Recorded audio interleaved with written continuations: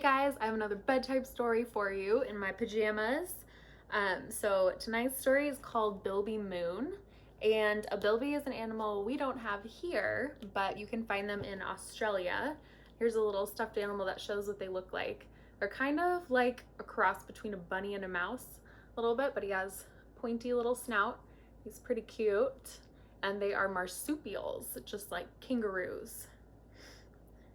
I have my Australian pajamas on tonight too. So, Bilby Moon. One night, far away in the desert, a little bilby left her burrow for the very first time.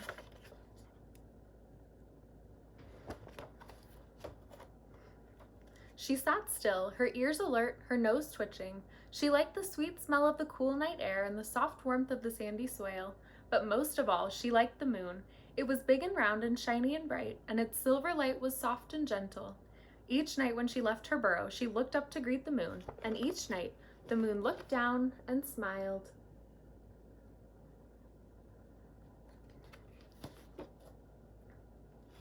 But then one night, the moon didn't smile. Little Bilby was worried.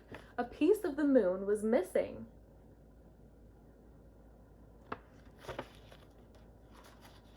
So that night, she searched the ground where the mulga trees grew. She met a hopping mouse, busy looking for seeds and insects.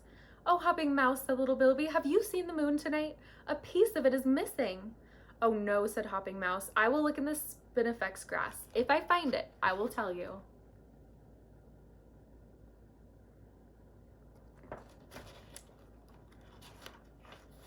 Each night, little Bilby saw that the moon was becoming smaller.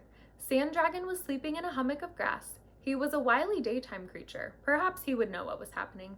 "Oh, Dragon," said little Bilby, "have you seen the moon tonight? Half of it is missing." "Oh dear," said Dragon sleepily, "I will look tomorrow. If I find it, I will tell you."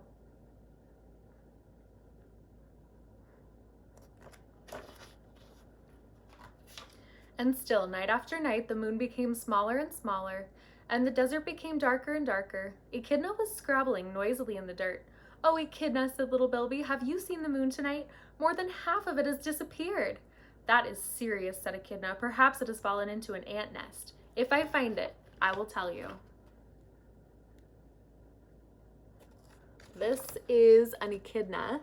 They are also an Australian animal that we don't have here, and they're kind of like anteaters. They have their long snout so that they can find bugs, and nice prickly back. I couldn't find my stuffed animal echidna anywhere. The moon was now just a thin silver crescent. "I could ask Mole," thought little Bilby. "He burrows through the sand. If pieces of the moon are buried, he might find them." "Oh, Mole," called little Bilby loudly, "have you seen the moon tonight? Almost all of it has disappeared." Mole came up slowly from his sandy world. "I have never seen the moon," he said sadly, "but I have heard that it is very beautiful. I will dig carefully. If I find it, I will tell you."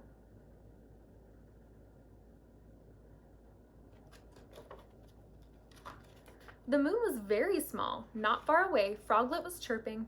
"Oh, Froglet," said little Bilby, "have you seen the moon tonight? It has almost disappeared." "So it has," said Froglet. "I will call loudly and ask other froglets if they have seen it. If I find it, I will tell you."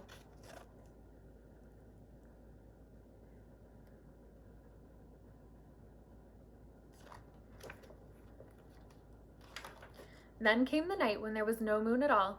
Little Bilby looked into the vast night sky. Where was the moon? Strangely, the stars were twinkling more brightly than she had ever seen before. But they were not the moon.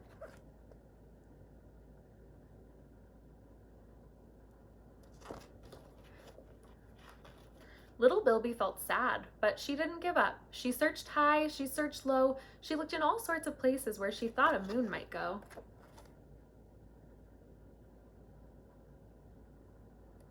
You guys see all these little tadpoles in the water? Normally all the tadpoles hatch in the water in the spring. So I bet we have some tadpoles out there somewhere in some ponds or lakes or rivers waiting to become little frogs. "What are you looking for, little Bilby?" came a voice from the dark. It was Boo Book Owl.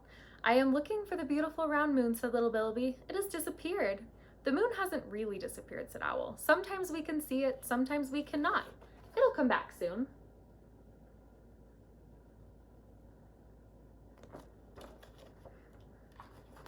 And Owl was right, for the very next night a bright silver crescent appeared high in the evening sky, and each night the moon became bigger and bigger, and the moonlight became brighter and brighter.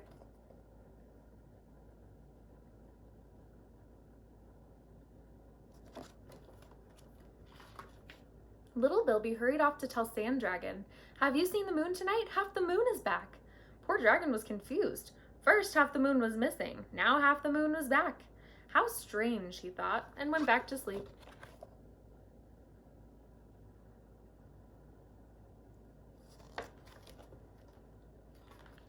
Then one night as the sky darkened and one by one the stars appeared, the beautiful round moon came back.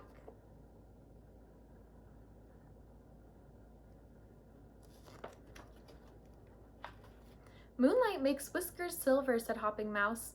"It sparkles on rocks," said Echidna. "It glistens on dew," said Froglet. "I'm glad the world has a moon," said Little Bilby.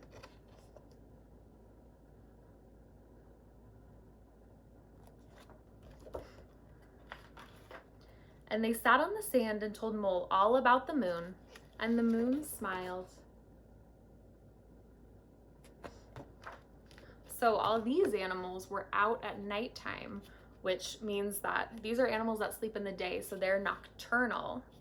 That means that they sleep all day and they're out all night, the opposite of us, because we sleep all night and we're out all day.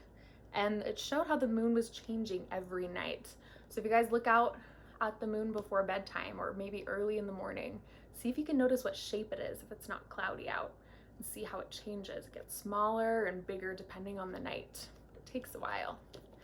I miss you all. I hope you're doing great and having so much fun with your families. Good night.